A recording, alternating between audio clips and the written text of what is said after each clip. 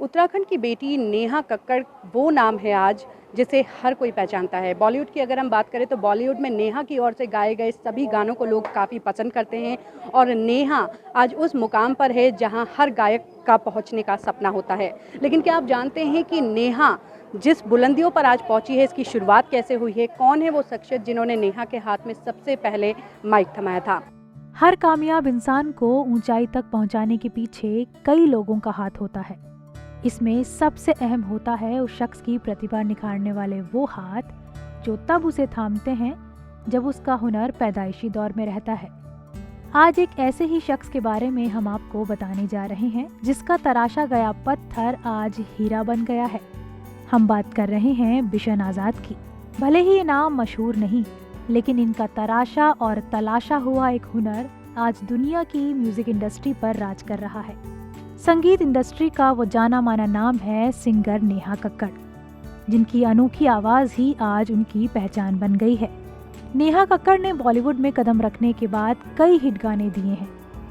आज नेहा ऋषिकेश के एक कमरे के छोटे से मकान से निकलकर आलीशान जिंदगी बिता रही हैं। लेकिन शायद आप ये नहीं जानते होंगे कि जिस शख्स ने नेहा के हाथ में पहली बार माइक थमाया था, आज वो किस हाल में है। यही जानने ईटीवी भारत की टीम नेहा कक्कड़ के पहले गुरु बिशन आजाद के पास पहुंची। इस वक्त आप देख सकते हैं कि ये जो टीन शेड नुमा घर है छोटा सा, यहाँ पर नेहा के वो गुरु रहते हैं जिन्होंने सबसे पहले नेहा को गायकी का मौका दिया था। उस दौरान नेहा महज 7 साल की थी। चलिए इनसे बात करते हैं, ये हम आपको इनके बारे में बताते हैं। ये हैं बिशन आजाद जी, जिन्होंने नेहा को सबसे पहले गायकी का मौका दिया। चलिए इनसे बात करते हैं और जानते हैं कि आखिर नेहा के साथ अब वो किस तरह से संपर्क में हैं। बिशन आजाद आज 75 साल के हो चुके हैं। वो इस वक्त देहरादून के मोती बाजार के पास एक छोटे से टीन शेड में अकेले ही किसी तरह अपना गुजर बसर कर रहे हैं। अब से करीब पहले 25 साल पहले उनका परिवार और ये बच्ची आती थी साथ में। उसमें कलाकार नहीं थी, गाती नहीं थी, कुछ नहीं। तो एक प्रोग्राम में ये तुलसी प्रतिष्ठान तिरक रोड पे है, यहाँ पे बहुत बड़ा प्रोग्राम था। एक गुफा बनी थी दर्शन देवी की, बनी एक दिन के लिए, शहर को उस पर 1 हफ्ते तक रही। तो उस प्रोग्राम में उसको प्रेरणा मिलती रही, आती रही। पहले उसकी बहन गाती थी, उसने कहा आज मैंने भी गाना है। उसकी मम्मी मेरे पास आई, कहने बाबू जी बात ऐसी है, आज ये गाएगी। मैंने कहा जी कलाकार अपने हैं, संगत अपनी है, सब कुछ अपना है, कोई रुकावट नहीं है। मैंने कहा बच्ची गाएगी। नेहा को फिर मैंने माइक लिया, कहा नेहा बच्चे गाओ और छा जाओ। उसमें ये 7 साल के करीब, 6-7 साल। उसका फोटो भी आ रखा वीडियो, उसमें 2 फोटो दिए उसमें। बिशन आजाद नेहा के पहले गुरु होने के साथ साथ जागरण सिंगर भी हैं। ये सभी जानते हैं कि बॉलीवुड में अपना सिक्का जमाने से पहले नेहा खुद जागरण सिंगर रही हैं। वहीं आज बिशन आजाद नेहा को इस मुकाम पर देखकर बेहद खुश हैं। उनके पास नेहा की एक फोटो है जो वो अमानत के तौर पर रखे हुए हैं। एक फोटो थी मेरे पास, तो मैंने कहा इसकी अमानत है। पहली बार इसने माइक पकड़ा है, आज कलाकार बन गया। मैंने इसको दे के आऊँगा ऋषिकेश। तो होली पे ये आती है अपना परिवार के साथ होली मनाने। तो होली पे मैं इनके घर चला गया, तो घर में आके उन्होंने जो इज्जत प्रदान की है उससे आगे कुछ भी नहीं है। दोनों ने पति पत्नी ने पैर छुए, आशीर्वाद लिया, कुर्सी बैठाया, पोज लिए, बम्बे जाकर फोटो को भेजा। कुछ संध्या कुछ जाना, उनके मम्मी ने बताना ये वो शख्स है जिन्होंने आपको माइक दिया था गाने के लिए। पहला माइक, पहला आपने संगीत वहाँ पे किया था शुरुआत। तो ये मेरी मुलाकात यहाँ से ही पहली। तो जो तरक्की उसने किया है बच्ची ने, नेहा ने, वो और बुलंदियों पे पहुँचे, ताकि हमें भी गर्व होगा कि यार जिस बच्ची को हमने माइक दिया है आज वो सितारा बन चुकी है। बस सितारा बनी रहे, यही हमारा नाम हो जाएगा।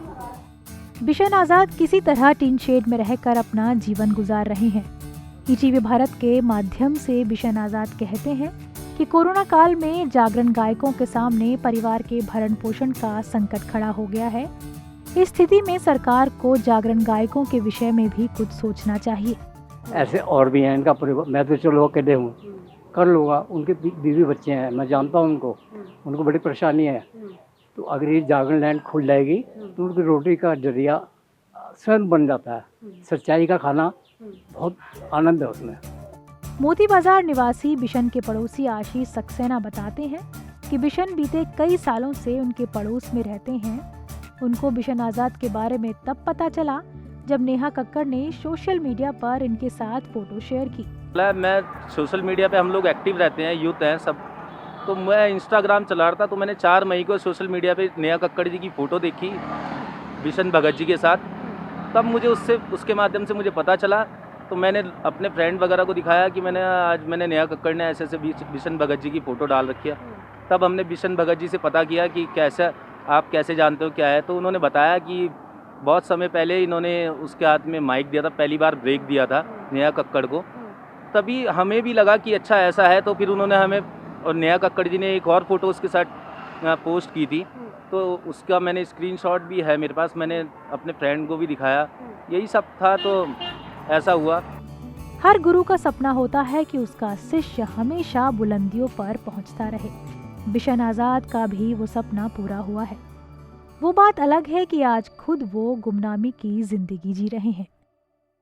तो जैसा कि हमने आपको मिलवाया है बिशन आज़ाद जी से, जो कि नेहा के गुरु हैं, और उन्होंने हमें बताया कि नेहा आज भी उनसे मिलती है। आखिरी बार होली में जब नेहा ऋषिकेश आई हुई थी तो उनकी मुलाकात हुई थी, और नेहा आज भी जब वो एक बुलंदी पर पहुंच चुकी हैं, एक देश की जानी मानी गायिका बन चुकी हैं, तब भी वो इस बात को मानती हैं और अपने गुरु को वही इज्जत देती हैं जो किसी भी शिष्य को अपने गुरु को देनी चाहिए।